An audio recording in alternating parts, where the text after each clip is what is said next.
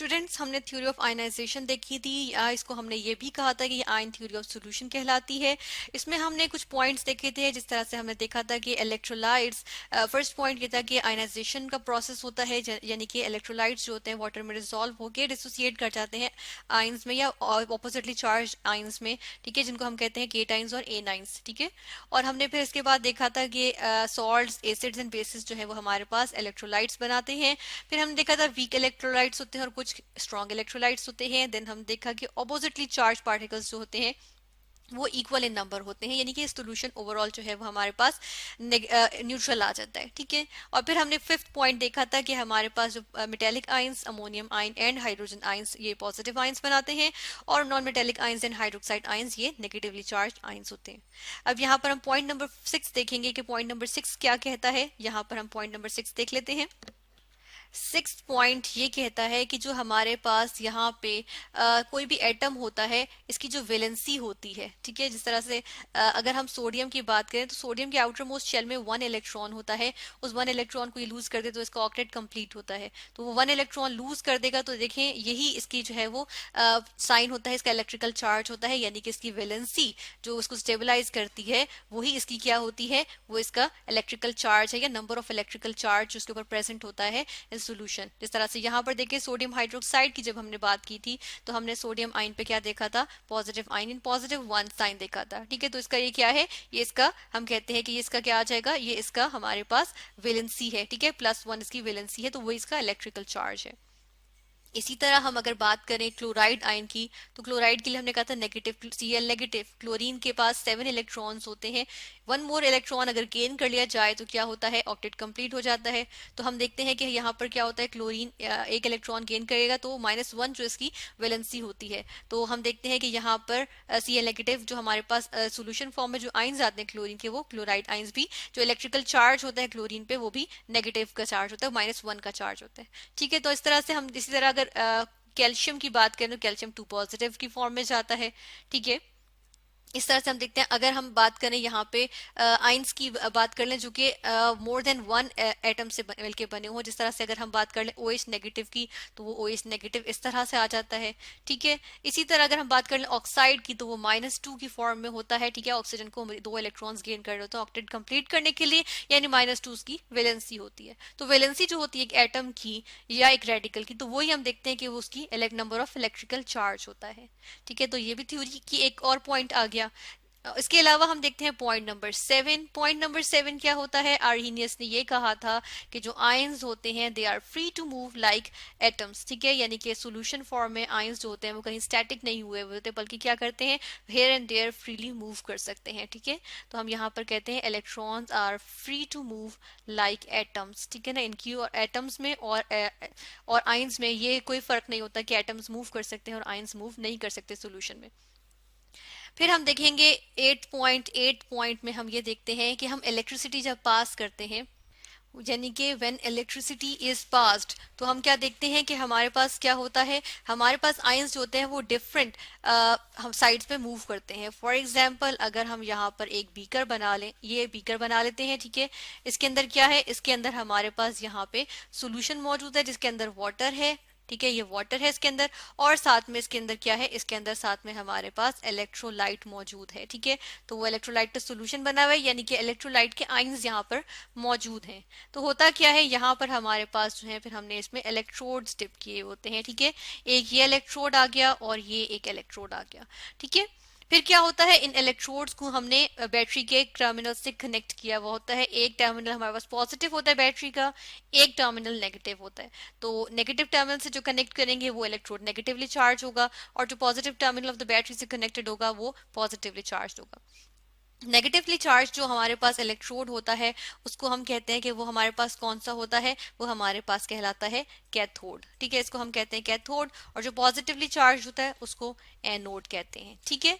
फिर हम देखते हैं जो हमारे पास नेगेटिवली चार्ज आयंस जो होते हैं, हमारे पास जो इलेक्ट्रोलाइट के नेगेटिवली चार्ज आयंस आ जाते हैं, वो क्या करते हैं, वो पॉजिटिव टर्मिनल की तरफ मूव करते हैं, ठीक है। जब वो पॉजिटिव टर्मिनल की तरफ मूव करते हैं तो वो क्या करते हैं कि वो ऑपोजिटली चार्ज पार्टिकल के साथ कंबाइन करके क्या करते हैं, न्यूट्रल एंटिटी बना लेते हैं, ठीक है, न्यूट्रल पार्टिकल्स बना लेते हैं। और जो पॉजिटिवली चार्ज पार्टिकल्स होते हैं वो किसकी तरफ मूव करते हैं, वो कैथोड की तरफ मूव करते हैं, ठीक है। और क्या करते हैं कि वो भी न्यूट्रल एंटिटीज बना लेते हैं, ठीक है ना। तो इस तरह से ये हमारे पास क्या होती है, ये हमारे पास इलेक्ट्रिसिटी पास करने पे हमारे पास जो पॉजिटिव आइंस हैं, इसको हम इस तरह भी लिख सकते हैं कि जो हमारे पास केट आइंस हैं, ठीक है। यहाँ हम लिखेंगे जो केट आइंस हैं, यानी कैट, यहाँ पर भी कैच आ रहा है और कैथोड में भी देखें कैट से स्टार्ट हो रहा है, ठीक है। तो कैथोड की तरफ कौन से जाते हैं, केट आइंस जाते हैं। दूसरी तरफ हमारे पास कौन से होते हैं, एन आइंस होते हैं। तो जो एन आइंस होते हैं वो कहाँ पे मूव करते हैं, एन, देखें एन आ गया एनाइंस में, और एन जो है वो एनोड में भी एन से स्टार्ट हो रहा है, ठीक है। तो एनोड की तरफ कौन से मूव करते हैं, एनाइंस मूव करते हैं, ठीक है। अब हम आ जाते हैं नेक्स्ट पॉइंट की तरफ। नेक्स्ट पॉइंट हमें क्या कहता है, नेक्स्ट पॉइंट में हम देखेंगे कि यही हमारे पास जो इलेक्ट्रोलाइट्स है ये इलेक्ट्रिसिटी कंडक्ट करते हैं ना, हमने यहाँ पे कहा था इलेक्ट्रिसिटी कंडक्ट करते हैं। तो अगर जिस तरह से यहाँ पे मेरे पास सोल्यूशन मौजूद है, ठीक है, ये अगर मेरे पास सोल्यूशन मौजूद है, इलेक्ट्रोलाइट का सोल्यूशन बना हुआ है, यहाँ पे हम लिखेंगे इलेक्ट्रोलाइट का सोल्यूशन है, ठीक है, सोल्यूशन। तो SOLN लिखा हमने सोल्यूशन के लिए, यानी कि इसके अंदर आयंस हैं।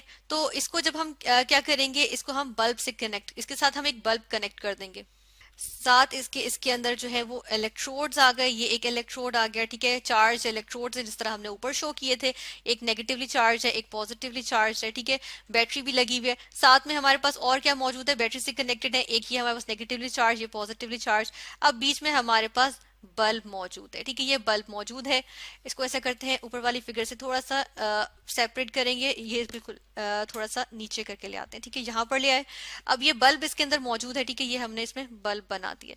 तो हम क्या देखते हैं कि जितना स्ट्रॉन्ग यहाँ पर हमारे पास जो है इलेक्ट्रोलाइट होगा, उतना ही ब्राइट ये बल्ब जलेगा, ठीक है। और जितना ही वीक इलेक्ट्रोलाइट होगा, उतना ही ये बल्ब जो है वो डिम इसकी लाइट होगी, ठीक है ना। और नॉन इलेक्ट्रोलाइट तो इसको इसको लाइट भी नहीं करते। तो हम ये देखते हैं कि इलेक्ट्रिकल कंडक्टिविटी होगी तो बल्ब जो है ये लाइट होगा ना, ठीक है। तो हम कहते हैं कि इलेक्ट्रिकल कंडक्टिविटी जो होती है वो डिपेंड करती है किस चीज पे, नंबर ऑफ आइंस पे, ठीक है, कितने नंबर ऑफ आइंस जो है वो सोल्यूशन में पास किए हैं, या हम कहते हैं number of ions passed in solution, या हम ये कहते हैं कि इलेक्ट्रोलाइट ने डिसोसिएट होकर कितने आइंस दिए। स्ट्रॉन्ग इलेक्ट्रोलाइट कंप्लीटली डिसोसिएट होगा, ज्यादा नंबर ऑफ आइंस देगा तो बल्ब रोशन जो है वो ब्राइट इसकी रोशनी होगी, ठीक है, ज्यादा रोशन होगा। इसी तरह हम देखते हैं कि स्पीड ऑफ आइंस भी डिपेंड करती है, स्पीड ऑफ आयंस, ठीक है। स्पीड ऑफ आयंस किस तरह से डिपेंड करती है, जितनी ज्यादा तेज स्पीड होगी आयंस की, वो उतनी जल्दी जल्दी मूव करेंगे अपने अपने रिस्पेक्टिव इलेक्ट्रोड्स की तरफ, और उसके बाद हम देखते हैं कि बल्ब जो है उतनी जल्दी रोशन होगा, ठीक है, और उतने ही ब्राइट रोशन होगा, ठीक है ना। लास्ट पॉइंट पे आ जाते हैं, हमने कहा था 10 पॉइंट्स है, और 10th पॉइंट लास्ट वन ये कहता है कि हम देखते हैं कि जो डिसोसिएशन होती है इलेक्ट्रोलाइट की, इलेक्ट्रोलाइट ने डिसोसिएट करना होता है ना, वाटर में जाता है तो डिसॉल्व किस तरह होता है कि वो उसकी डिसोसिएशन हो जाती है। तो जो डिसोसिएशन ऑफ इलेक्ट्रोलाइट होती है उस वो कुछ फैक्टर्स पे डिपेंड करती है, और वो फैक्टर्स क्या होते हैं, उन फैक्टर्स को हम यहाँ पर देखेंगे। फैक्टर नंबर 1 जिस तरह से यहाँ पर हमारे पास आ जाएगा, फैक्टर नंबर 1 देखेंगे, वो हमारे पास होता है नेचर ऑफ इलेक्ट्रोलाइट, ठीक है, nature of electrolyte, LYTE light, ठीक है। नेचर ऑफ इलेक्ट्रोलाइट मतलब अगर वीक इलेक्ट्रोलाइट होगा, जिस तरह हमने देखा, तो वो हमने हमने बात की थी कि वीक इलेक्ट्रोलाइट क्या करता है, पार्शियली आयनाइज होता है, ठीक है, वाटर में। और जो स्ट्रॉन्ग इलेक्ट्रोलाइट होता है वो कंप्लीटली आयोनाइज होता है वाटर में। तो डिसोसिएशन इलेक्ट्रोलाइट यानी देखें तो स्ट्रॉन्ग इलेक्ट्रोलाइट की क्या होगी, हम देखते हैं कि या स्ट्रॉन्ग एसिड, अगर नेचर हम लें स्ट्रॉन्ग एसिड स्ट्रॉन्ग बेसिस, उसको भी इसी तरह देखते हैं। जो स्ट्रॉन्ग एसिड होगा वो क्या करेगा, वो कंप्लीटली आयोनाइज कर जाएगा, ठीक है, उसकी कंप्लीट डिसोसिएशन होगी। और अगर हम देखें जो स्ट्रॉन्ग वीक एसिड होगा उसकी हम देखेंगे कंप्लीट डिसोसिएशन नहीं होगी इलेक्ट्रोलाइट में, ठीक है। नेक्स्ट पॉइंट देख लेते हैं। पॉइंट इसी में हमारे पास जो दूसरा पॉइंट आ जाता है या फैक्टर आ जाता है, वो हमारे पास होता है degree of dilution. Degree of dilution मतलब कि कितना, अगर देखें किसी को हम ज्यादा डाइल्यूट करते हैं, डिग्री ऑफ डाइल्यूशन जो होता है वो क्या करता है, जितनी ज्यादा डिग्री ऑफ डाइल्यूशन इंक्रीज करती है तो उतना ही हमारे पास क्या होता है कि डिसोसिएशन इंक्रीज करती है। और ये हमारे पास एक लॉ होता है, इस लॉ को हम कहते हैं ऑसवर्ल्ड्स लॉ ऑफ डाइल्यूशन। हम यहाँ पे चले लिख देते हैं, ऑसवर्ल्ड्स लॉ ऑफ डाइल्यूशन कहते हैं, ठीक है। तो हमने देखा कि जितनी ज्यादा डाइल्यूशन इंक्रीज करते हैं उससे क्या होता है, उससे उस फर्क क्या आता है कि डिसोसिएशन जो है वो इंक्रीज करती है। हमने देखा कि डायरेक्ट प्रोपोर्शनैलिटी है बीच में, ठीक है। फिर हम देखते हैं कि टेम्परेचर क्या क्या इफेक्ट होता है। टेम्परेचर जिस तरह हम इंक्रीज करते जाते हैं, हमारे पास जो डिसोसिएशन होती है उसी तरह वो इंक्रीज करती जाती है, यानी कि इलेक्ट्रोलाइट जो है वो जल्दी जल्दी क्या करता है, ब्रेक डाउन करता है, किसमें, डिसोसिएट हो जाता है, किसमें, आयंस में। ठीक है, तो इस तरह से हमने यहाँ पर 10 के 10 पॉइंट्स अपने देख लिए, थ्योरी ऑफ आयनाइजेशन के 10 पॉइंट्स देखे हैं कि डिसोसिएशन ऑफ इलेक्ट्रोलाइट जो है वो किन फैक्टर्स पे डिपेंड करती है। इसके अलावा हमने देखा कि जो हमारे पास कंडक्शन होती है, इलेक्ट्रिकल कंडक्टिविटी होती है, वो किन फैक्टर्स पे डिपेंड करती है, number of ions passed in solution and speed of ions पे। इसके अलावा हमने देखा इलेक्ट्रिसिटी पास होने पे आयंस की क्या बिहेवियर होता है। आयंस हमने ये देखा कि फ्री टू मूव होते हैं लाइक एटम्स। इसी तरह जो आयंस होते हैं उनका जो नंबर ऑफ इलेक्ट्रिकल चार्ज होता है वो रिस्पेक्टिव जो या रिलेटिव जो उनके रिलेटेड जो एटम्स होते हैं उनकी वैलेंसी से डिपेंड करता है। ठीक है, और ये हमने पॉइंट्स देखे, और इससे अलावा हमने पहले भी 5 पॉइंट्स देखे। ठीक है, तो ये थे हमारे पास थ्योरी ऑफ आयनाइजेशन के पॉइंट्स।